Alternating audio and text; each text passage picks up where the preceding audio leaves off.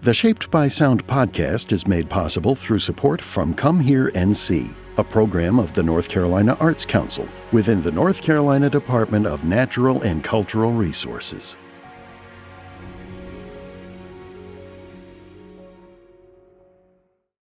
All right, Ben and Tucker from the Tan and Sober Gentlemen, thank you so much for being on the show today. Yeah. Thanks for having us. I mean, we're a distinct pleasure. Yeah, we're excited to have you. First thing I wanted to ask you, I heard you all say on a podcast, it's an interesting band name you have. Like, what led you to the Tan and Sober Gentlemen? You said that you are neither of those things. Oh, yeah, none of the three. We didn't start. Where did that come from? Yeah. We got our start at a dearly departed Irish pub in Raleigh, North Carolina, called the Tir na Nog, or Tir na Nog if you pronounce it correctly, which I do not because I'm from here. And got started as a pickup band, sort of. Was going up there figuring out how to play Irish music. And the lady who ran it, our band's godmother, Annie Britton Nice, put me together as fiddler and was like, hey, the band today didn't show up. Why don't you go play on Friday? And so we played, and she called us the Tan and Sober Gentlemen because at that point we were none of the three. That was great. And the gig went well. She's like, okay, come back and do it next week. So we came back and did it next week, and then we were a band, and that was our name. The name stuck. Wow. So shout out to her. Yeah. Making that happen. And it's a really fun name. So I'd also kind of want to take that, and you sort of started to intro a little bit about the history of the band, but I kind of want to take just maybe a larger step back. Mm-hmm. Can you sort of talk to us about how history influences the music that you all make? Because it feels like it's so rooted in history. Yeah. We're all born and raised in North Carolina. A very large portion of American music got its start in the Carolinas. This is where... By American music, you mean? Old time. All American music in general. Yeah. Like the very first American music was something called old time music, which is a mix... way more complicated than this, but at its core, it's a mixture between Irish fiddling and African banjo playing. Yeah. Right. And even the blues and everything and it all came out of that. Yeah. Mm-hmm. They first met somewhere along here in the 1700s sometime. That tradition kept going and kept forking and sparking off different branches and whatnot. And, blues and bluegrass and country music and gospel and all that's like rock and roll eventually all comes from that originally. Yeah. And I grew up playing old time music. That's what my family plays. Courtney's from down in Johnson County, and they've got that like real strong vocal tradition down there. Her grandpa, Herman Rayner, was an old time fiddler. Alan, our mandolin, accordion, multi-instrumentalist man, comes from a very old contra dance family. Yeah, that's kind of contra dancing is one of the offshoots of American folk dance. And it had died out in the South, and it was his grandma that reestablished it in Charlotte, Nancy Howe. So he grew up playing contra dance music, which is a specific mix of old-time music and Irish music and whatnot, specifically formulated for that style of dancing. Eli, our fiddle player, is from up in Burke County, and he grew up going to like the Swannanoa Gathering and Celtic Week there, learning from people like Jane McMorrin, Martin Hayes, and John Doyle, learning that Irish element of North Carolina music. Jake, our drummer, is a punk rocker. I had a marching band kid from UNC. So he brings indie rock more than that, but definitely more indie than he brings that, the drumming aggression to it would need, and I'll let Tucker explain his own self. I grew up, my family grew up with doing a barn dance. And like both sides of my family have been in North Carolina and Alamance and Orange County for like 200 years. I just kind of came up in it. Like one of the songs we play, the pig song, for example, like my grandmother taught me that, and her mother taught her that, Mama Lou. And that song comes from Ireland and the UK. It's about the famine and a few other. It's just a tune we got passed down, and I never knew where it came from until we went there. It's always been around. You've kind of described. Really where you all were starting and sort of like where it came from down the line. As the Tan and Sober Gentlemen, how would you describe the music that you all play? It comes from traditional music, but it ain't traditional in the presentation of it. You know? We got a drummer, and we're trying to re-blend the North Carolinian and the Irish elements, right? And just play it really, really hard and really, really fast and have a good time doing it. We're kind of, I like to say that, especially in the bluegrass scene, like it's slowly turned into more highbrow music with like the introduction of Sierra Hull and like Chris Thiele and. But it was a little different before with like Ricky Skaggs and Tony Rice and incorporating jazz. But eventually it just got to where it's more and more highbrow and but originally it was all like, it was party music. Yeah. It was meant to bring people together and like, so something that we are trying to blend back to bring everyone in. It doesn't matter where you're from, who you are. It's just meant to bring people together and make people dance and have a good time because we especially need that. Yeah. Trying to bring everybody's brows back down to where they belong. Yeah, I was going to say, let's get lowbrow. Let's get lowbrow, y'all. Love it. It's very, very true, though. Like, this music, reels are party music. Yeah. And if you've ever been to, like, a good house party in the western half of our state, and you've got, like, people dancing and drinking and packed in together, you've got, like, a really hot jam going on in the corner, playing, like, Rice Straw at 150 beats per minute. And, like, it's that energy that we're trying to capture and put on stage. Yeah. It's hard to do that with, like, straight-up acoustic instruments.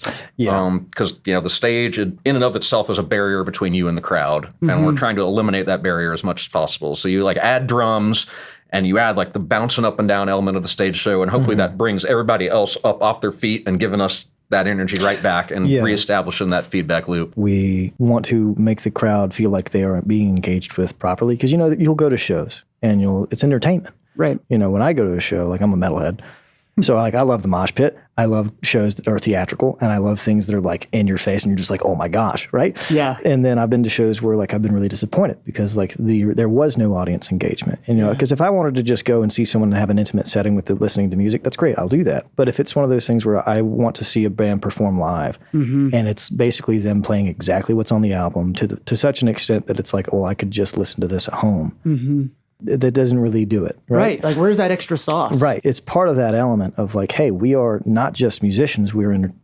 entertainers and performers. We're just regular people. That's what we're trying to bring back is like, hey, like you're not.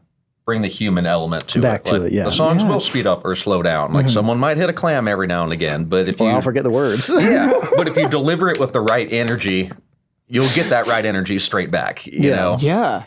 And it's funny. Gosh, as we were watching y'all play, I leaned over to our producer, Matt, and I was like, I wish I was in the mosh pit right now. Yeah, that's exactly what I want. I mean, you nailed it. Yeah, you do just have this like energy. It feels contagious. Other people have described you all as I guess, like sort of like a hurricane. Yeah, my boy at the Bristol Herald Courier. And I want to know, how do you continuously sort of bring that energy? We definitely try to stay healthier than we used to. I think it just comes natural to it. Like, that's how the band does it. At least for me, like the minute I step on stage, my blood gets pumping and I start getting ants in my pants. And, you get very antsy. And there are enough of us on stage too that we can have our own little dance party, It's so fun to watch y'all do that. To just like have fun with each other on stage, like and jam and just like rock out. And I feel like that does kind of feed into the audience, and you can't stop that. Right? I hope so. We certainly have fun doing it. Good. I hope everybody else does too. Can you all describe to us a little bit about your relationship with Ireland? My people are from there, but my mama's side is, it's 4 generations back. So like not enough that I got much of anything directly musically from there. But when I was like 19, 20 years old and trying to figure out who I wanted to be musically, so to speak, I went up to that pub, the Tiernanog. It was there that Annie, the woman who ran that pub, took me under her wing and was like, hey, this is who you need to listen to. Introduced me to all the local musicians there. There was a whole crowd of expats from the north of Ireland down there. Yeah. And they would all play music. In particular, a man named Jerry McCrudden would teach me songs, and a man named James Olin Odin, who was real formative in that. And that's where I remember just sitting in sessions there and being like, this is the same music. It's gone, it's changed, but it's the same music. And that's what gave me the idea of putting this band together to do that sort of thing. Yeah. I grew up listening to Irish music and playing it with my family. I didn't realize where it was from for extent because it's been so long, and like my family is very Scotch-Irish. We grew up singing it, like the tunes, and like it's something that I guess I never really thought too deeply on until I joined this band, and like, but we've been here from the Scotch Irish for forever. And it's kind of, I guess it's lucky that it stuck around. And I know that, I mean, you all go to Ireland and like play these songs. Yeah. So like, what is that like to be from the United States, North Carolina specifically, go across the ocean into like where this really came from and like play this sort of music? It's incredible. Yeah. It was so much fun. Remember the first time we went over there, I was pretty nervous about playing, Irish music for the Irish, right? Yeah. Right. And I'd been over there before, but not in performing capacity. And I remember playing in Hackett, little tiny place, about the size of this room we're in. Yeah. And, playing our bluegrass songs, and some girls like, "Do you guys know Dirty Old Town?" Yeah. And we're like, yeah. And we played, and once they figured out we knew all the old Irish songs, that's all they wanted to hear. They had the whole street singing along. Yeah. We did it was funny because that was with our original lead singer William, and it's just a tiny pub. Yeah. Like that pub is the size of this room, and there's a bar in it, and like 50 people, and then us. Yeah. And our old lead singer William, who's long haired, really tall, little gangly, and like. He's got the one microphone singing into that out of a little speaker. People are hanging through the window, and he's shoving the microphone into whoever's soloing. Oh wow! It's just like, it's funny because like as a punk and metal head, that was the most punk thing we've done at the time, and it was hilarious. So you all keep going back though, right? Like, this is not just like a one-off thing. Like you all We've do been this 6 times now. Yeah. And do you see yourself continuing to do this? Talking to people over there, now that we are established there, I think the reason why we go over well, or at least part of it, is that we play Irish songs, but we do not play them in an Irish way. Yeah. We play them like we're from North Carolina. Right. And that's what they're attracted to as well. Yeah. Because we're not pretending to be anything other than who we are. Yeah. Which is great, especially when we're playing some Irish song where it's a lot of like fiddly-eye-dee-eye-dee-eye, and our North Carolina house there, fiddly-eye-dee-eye-dee-eye. The pig song that we do is actually, the first time we went, I met this band called Alfie, that is, they're old-time musicians over there. Yeah. They're like competition musicians. And we're sitting in the bar, and I all of a sudden hear that tune, and I'm like, how in the heck do you guys know this tune like that my family has had? Like nobody else knows it in North Carolina, at least, or like most people don't. So we start talking, and they're like, this is an old time and Irish tune. They were like, that, it was around, and I was like, let me hear your version. And it's slightly different. The melody is slightly changed. Ours is definitely has a lot more movement in it. Yeah. And the hums are a little different. But theirs, you can look it up. It's called The Pig Song on their album. They have, check them out. They're amazing. Alfie, A-L-F-I with a feta.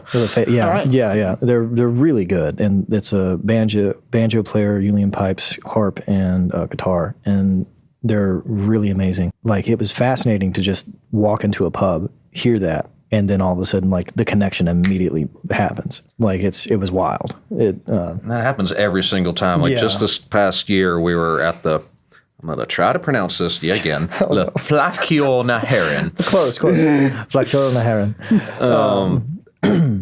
Their National Festival of Traditional Music. And I was in a jam at like 4 a.m. in some pub, and someone pulled out Whiskey Before Breakfast. Oh, yeah. Except it's a jig called Daniel O'Connell. Yeah. It was like different time signature and like super Irishy, but it definitely the melody to Whiskey Before Breakfast. That's so cool. Every time, more and more. It sounds like one of those things where, like, if we're going to like talk about the idealistic sides of like America and like what we are, it seems like that is what it is, right? Like it's like based in something from far away, but our interpretation of it, and also sort of giving this respect and like honor to it, right? Yeah. Well, I mean, it's the melting pot, right? Yeah.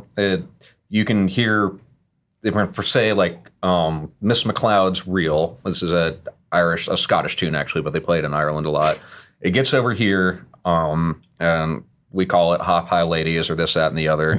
And you can hear how it's changed by being in the South and being exposed to African music. Yeah. It's faster. It's harder driving. It's got a rolling rhythm rather than a straight up and down that 2 and 4 bouncy rhythm. Hidden, The Irish Scottish versions have like these triplet snaps that the melody instruments will play.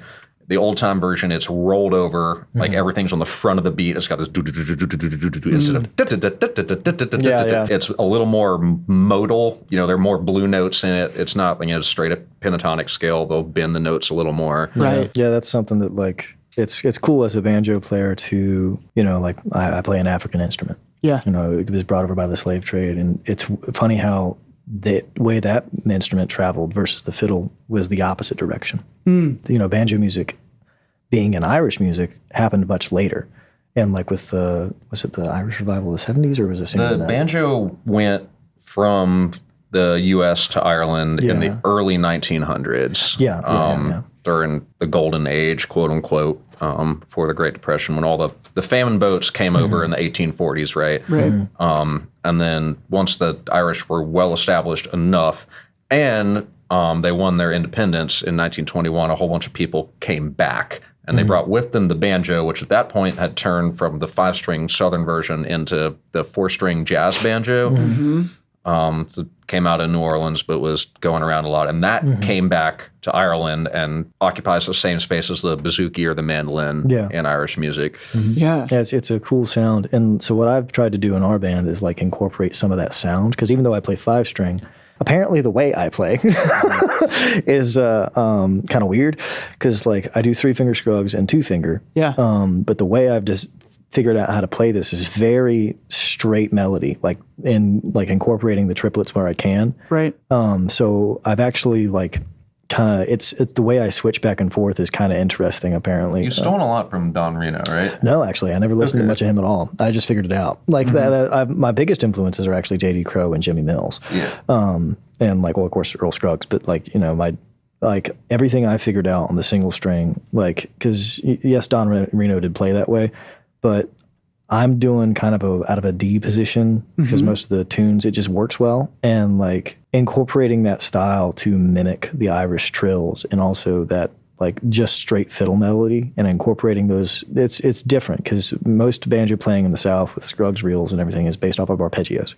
Okay. Versus what I'm doing when we're playing certain songs is like you'll hear me switch over. Like I'm doing a mix of like, I'm moving around the melody with the scale versus with the arpeggio and the chord position. Yeah. That tends to happen with the banjo. So is that sort of like kind of like you introducing a jazz style?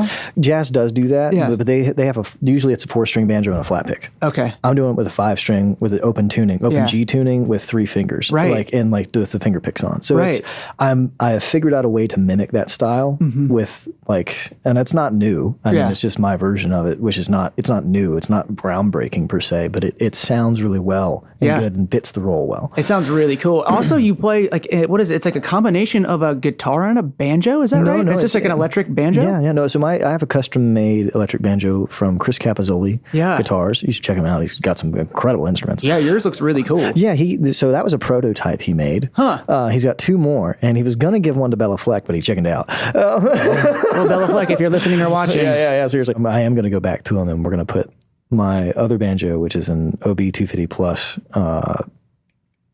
gold tone.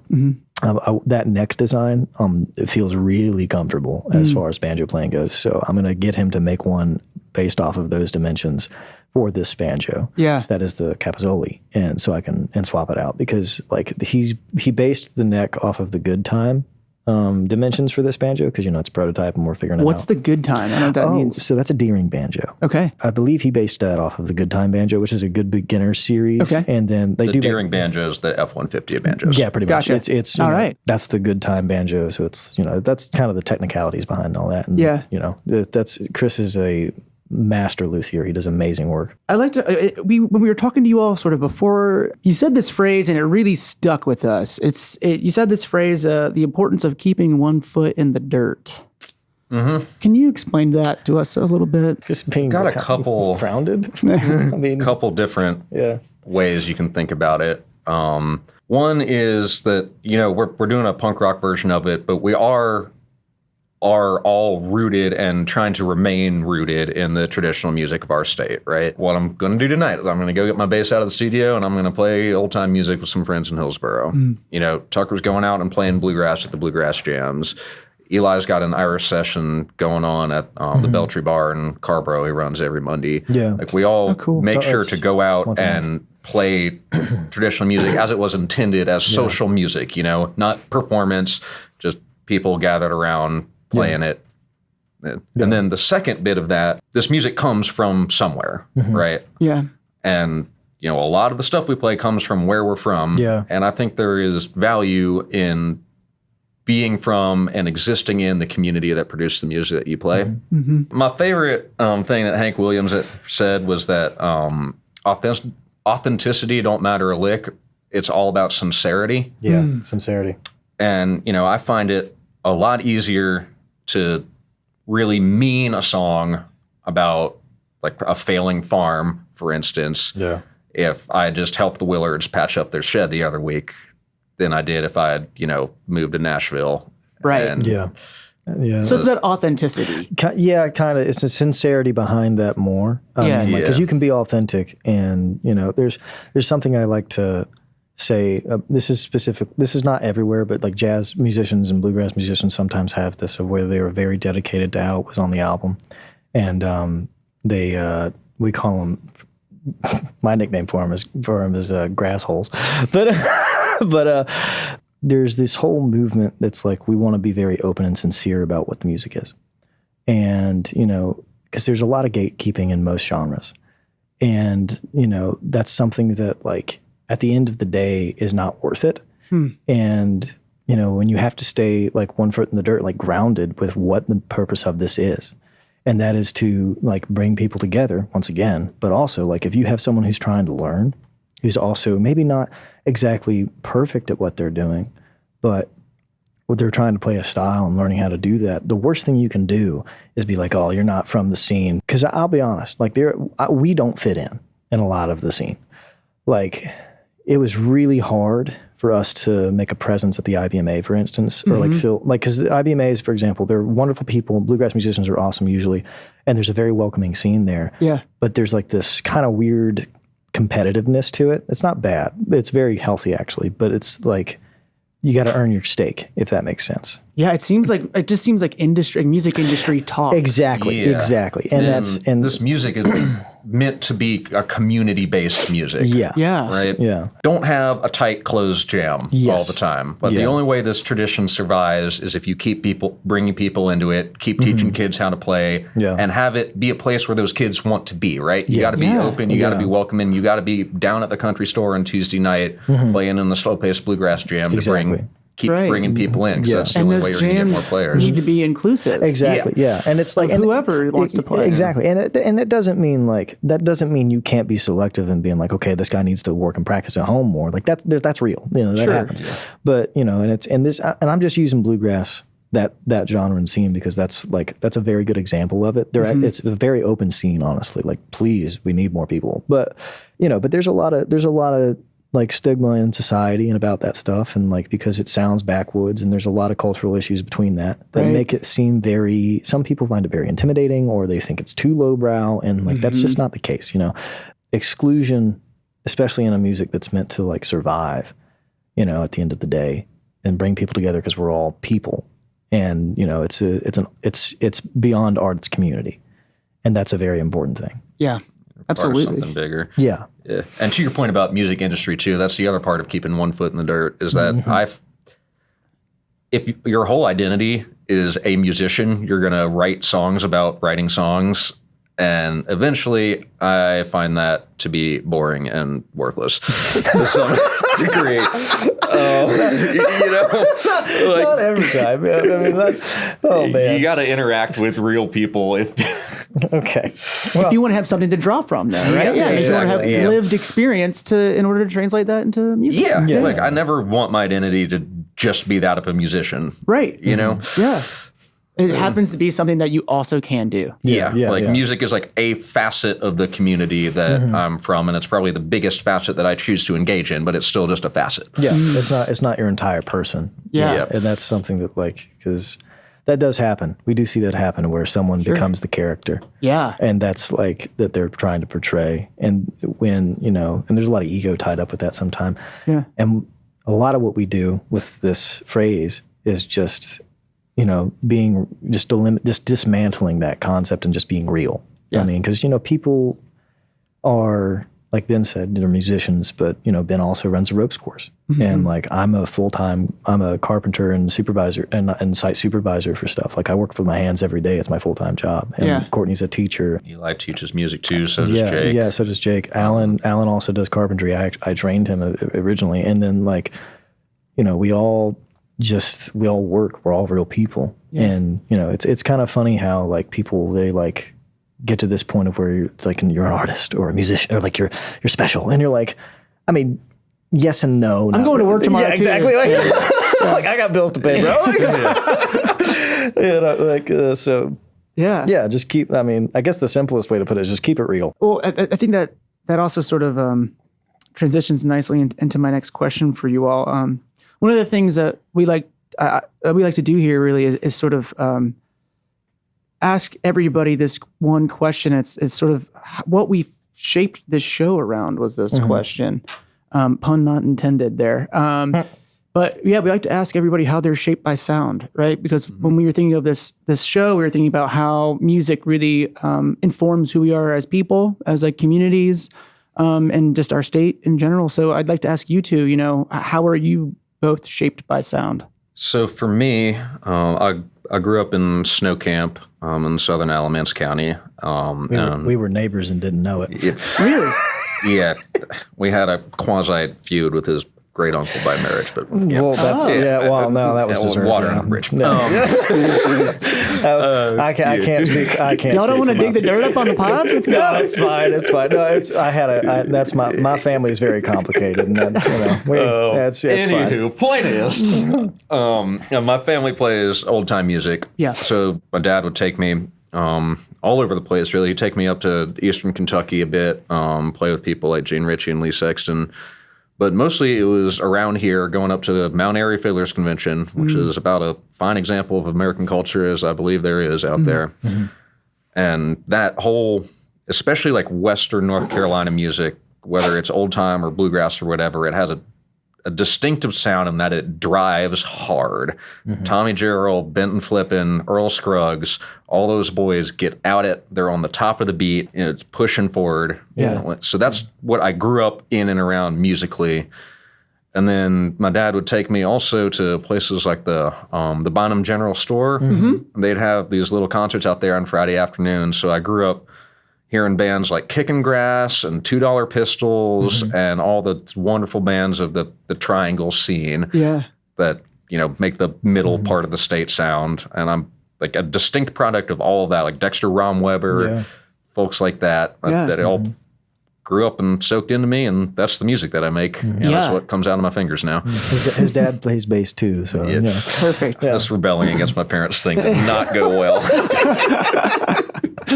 Oh man.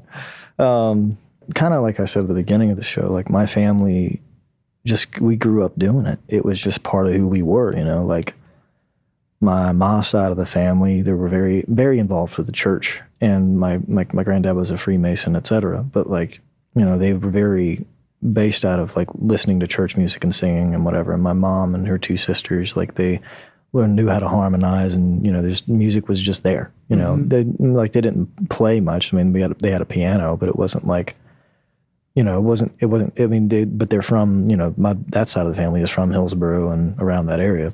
And then on my dad's side, like, you know, we were, you know, my family in Saxville goes back ages. I mean, and there's just something we did. I mean, we, you know, you grew up singing hymns, and then, you know, mandolin and banjo. Like on my mom's side, the banjo that's on the wall there is my great-granddad's, Granddaddy Allison. He was born in 1900.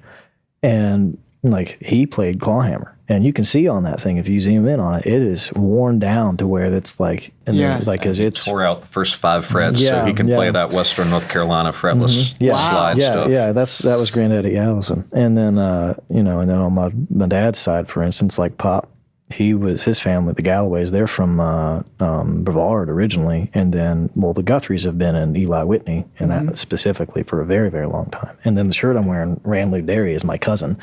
And like, you know, he's been running I mean, that side of your family's been running that barn dance for how long? Ooh, they started that in the 70s again. Well, they used to do it in the kitchen back in the day before it got like a thing. And then Back in the kitchen? Like in the kitchen of the house? Yeah. So you used to have a barn dance in the kitchen? Yeah, well, and then the barn dance was in the barn, obviously. That sounds like so much fun. How the old dances all used to be is you'd the band would clear out, like, if you had a big enough room, you could do it in one room. Right. But a lot of the time, like your standard, like 4-bedroom old farmhouse. Yeah. The band would set up in the divider between the two front rooms, and you'd have a square on either side. Yep. Right. And they could hear. But then eventually it got to where they did it in the barn loft. Because, all the Quaker-built barns in that area, I mean, there's one on my family's farm. Yeah. And then Randy's across the street. And, because Daddy Joe and them, the Mama Lou, that was on my side, that's my great-granddad on that side. They are, that was just the singing and the music was part of that. And then, because it was old time, it was fiddle music. And, technically bluegrass didn't exist until the 60s and being coined as a term because of the band. Right. But that style was around. It wasn't like... Nobody had slapped a label on it yet. Yeah, and there wasn't really a formula. It was less formulaic. Like the whole thing about the solos and taking breaks and like the formulaic approach to it, that's a very new thing.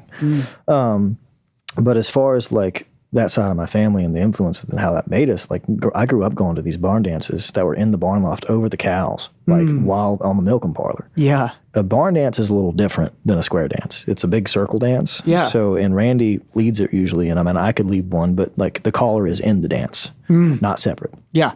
And is that the main difference? Is that the caller is in the dance versus kind of it's also there aren't so many squares. Yeah, it's not a square at all. There's like one big circle. Yeah.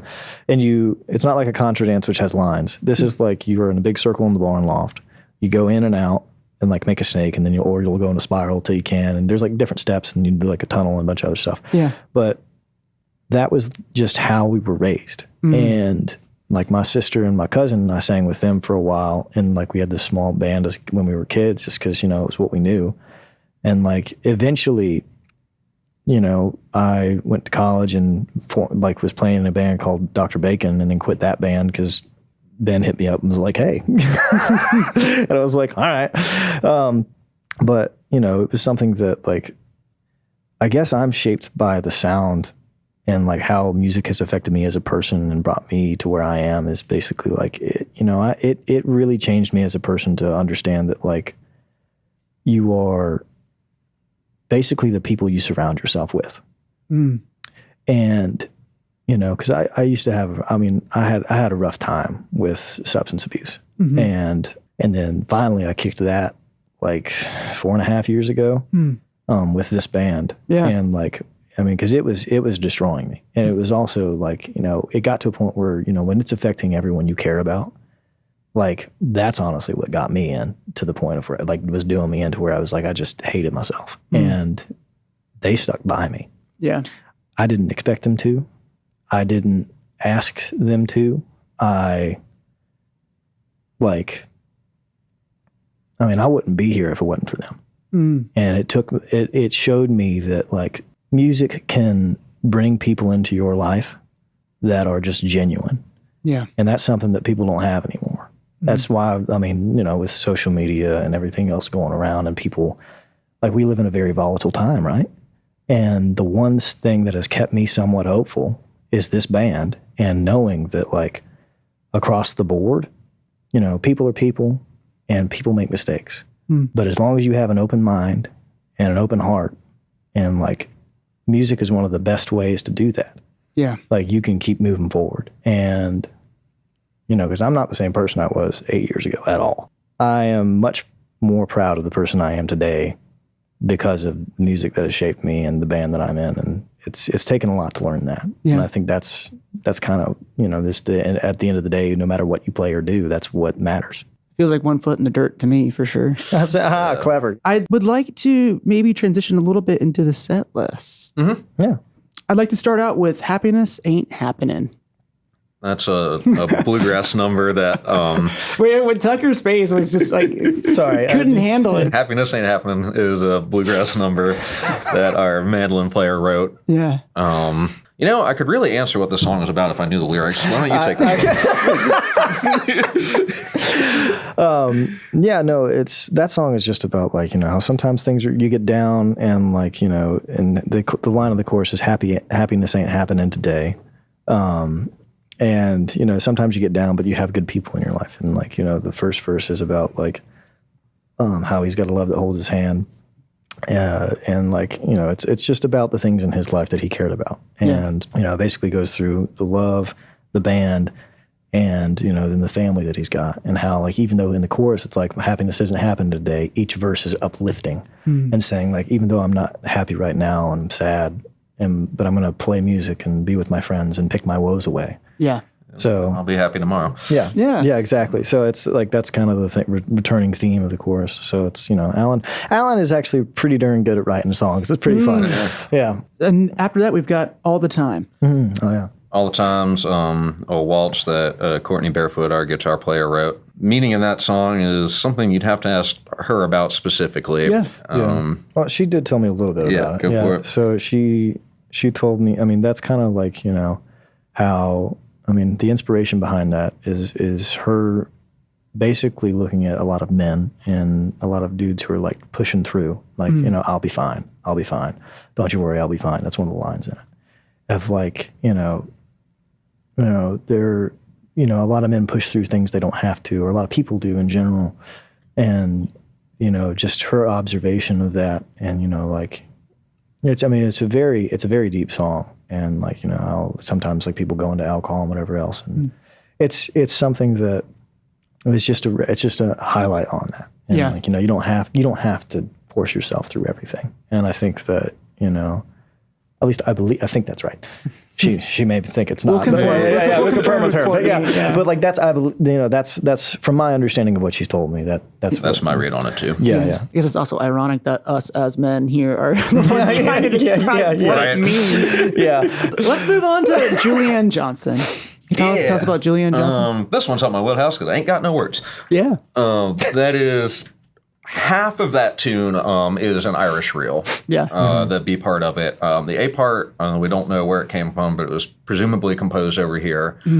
It comes from the fiddle playing of a man named Emmett Lundy, who lived up near Galax in southwestern Virginia. And southwestern Virginia, western North Carolina, and East Tennessee are all musically a part of the same culture. Yeah. And that tune is clearly of Irish origin in some extent, but has been over here and taken apart and reassembled with American parts. Huh. How cool. And Alan learned it from his uncle. So. Yeah. So it's everything has a little bit of everything, right? There's what's the thing? There's no original ideas. Right. Yeah. It's very originality is attempting to copy people and failing at it.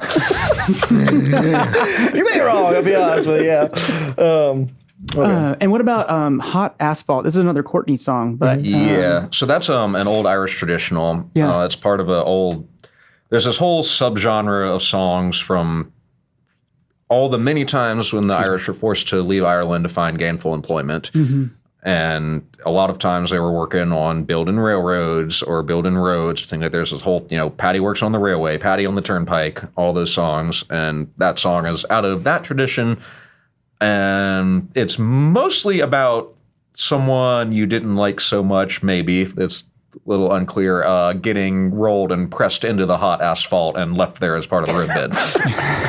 Oh, God. We laid him in the holler and we laid him in the flat. That's right. You just have to. What about Follow Me Up to Carlo? That's one of your songs, is that right? That's very, very old traditional. Yeah, definitely not your song. Sorry about that. No, that's right. No, it's good. But you sing it, though. Yeah, I sing that song dates back to, I believe, the 15th century. Whoa, okay, yeah. It's about the Battle of Carlo. Oh, cool.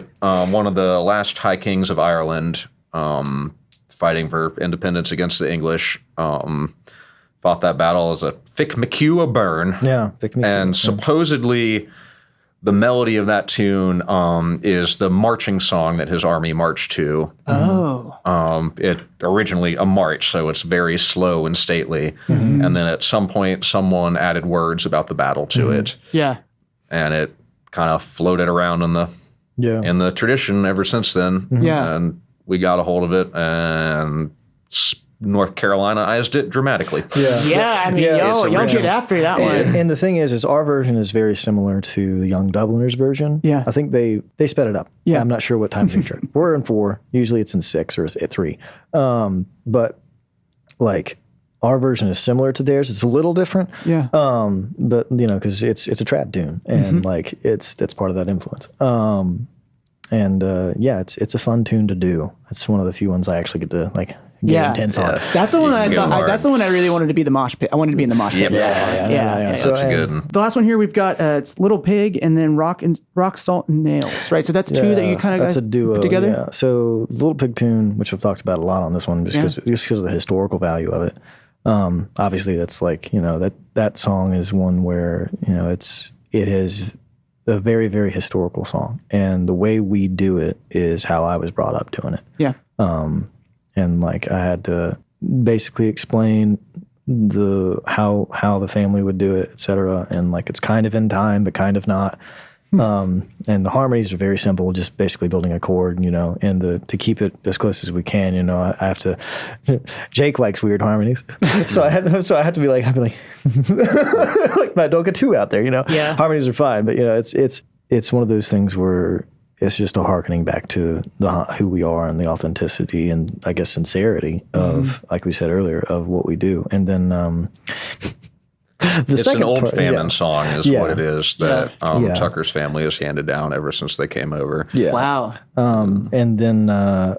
so it's been in your family for a very long time. Yeah. I mean, it was taught... My grandma taught it to me with my dad. And then her mama taught it to her. And then I don't know who taught Mama Lou that song. But... Because that was my great-grandmother. And Daddy Joe... And I don't know if that was her family or Daddy Joe's family. I'll have to ask my mom. Because Daddy Joe and Daddy Joe Guthrie, and his father, Grandpa Guthrie, Daddy Joe was one of 2 sets of children. He was of the second set of 8. The first set was 9. So I'm basically, that's a big thing. I want to see, was mentally trying to like do the family tree here as you were kind of going backwards. I'm all cross-eyed. Let me put it this way. I don't date anybody in 3 counties. To the point where when we went to Ireland, I dated someone from over the water. Like I was not. I get if they're like, I'm from Alamance County, I'm like, I'm goodbye. That song still exists in Ireland. Yeah. So they, it had to have come over when they came over. Yeah. And then the other part of that, the Rock, Salt, and Nails, it's a Utah Phillips song. We're committing bluegrass sacrilege. J.D. Crowe played, but it's a sad song, and it's normally a slow, very bluegrass slow, vocally, whatever song. Yeah. But me and Tucker were at IBMA like 3 years ago, like 3 o'clock in the morning up in the 17th floor of the Marriott Hotel. Classic. And we met these boys were they from South Carolina? No, they were from the coast. They were around they were somewhere in between Greenville, NC and the coast. They were from, they were from somewhere around there. I can't remember their name. They were good. Yeah. And we were drinking white liquor and... No, he was. And that song decided to come out in 2 instead of as a waltz and real fast. And we're like, this is kind of cool. So you just kept it. And the thing is we're not doing the grass chords. We're doing the country chords. So because it's originally in 3/4, and like it's very like on the banks of the river. Yeah. Where the willows hang down. But then we sped it up into 4, but the melody doesn't really change. Which is genius. And then when we're playing the chords that, most people are more familiar with those chords because of Tyler Childers, but and he skips a verse actually. But we do it in 4 and fast, and every time we pull it out, I'm kind of always looking for like that one grass cat who's like who doesn't like change. Because some usually grass cats a grass cat scowling at you. Exactly. Yeah, because usually the bluegrass cats that are fun, they're awesome. They love it. Like my buddy Mason Vi, for instance. I love Mason. He's a great dude, and like he's gonna hear this. I don't know if he's heard it yet, but he's gonna hear this and be like, "That's awesome." But there's always that one. Yeah. Usually it's an older gentleman who's just like, that's not how J.D. Crowe did it. And we're like, that's cool. This is how y'all do it. Yeah, exactly. Yeah. So it's a lot of fun though. Yeah. It's really cool to hear you all play that around one microphone. Yeah. I feel like there's a lot of authenticity there too. Like there's no, that's kind of there's nowhere to hide in that. No. We do have like the big whole punk rock stage show, right? Yeah. But we feel it's important to have an element where we can strip it down and do it the old way too. Yeah. Right. Yeah. That's kind of how like I kind of grew up doing that somewhat. And I think you kind of did too. Yeah. I grew a lot of single mic gigs. Exactly. And like that's just something like the band. It's a lot closer to real music, as my dad would say. Real music. Yeah, that's how they are. It's pretty funny. I got to see Al Batten and the Bluegrass Reunion when I was a kid perform. They played my folks' wedding. Yeah. Wow. They played at Orange High School when I was a kid and we opened up for them. And I got to see, that was the first time we played around. I saw someone who knew how to work around a mic like that. Yeah. And, they were, they were really, really good at it. Their live performance was spot on. Because like the fiddle player, he makes Eli look small. Like he would lean down and like get it in like, monstrous hands, just playing these fiddle licks. And you're just like, whoa. How do you do that? Yeah. And it was really cool. Yeah, it's another way of breaking down the barrier between the audience and the folks playing on stage, right? Because those microphones sound so natural and, sound like it's the actual acoustic sound of the instruments. Right. And another way of keeping it as human as possible. So when we were talking to you all about the set, where do you all want, like what set would you all like? And we landed with Jody and our team on an Irish pub. Oh, you mean the TV, like TV the set. physical set. Gotcha. Okay. Well, so you say set, my brain's like set. Like wait, like the list? With the set. Okay. No, but the physical set, when we were talking to y'all about it, we sort of landed on this Irish pub. And can you tell me why we landed there? That's a bin thing. Tiernanog. Yeah. Yep. Yeah.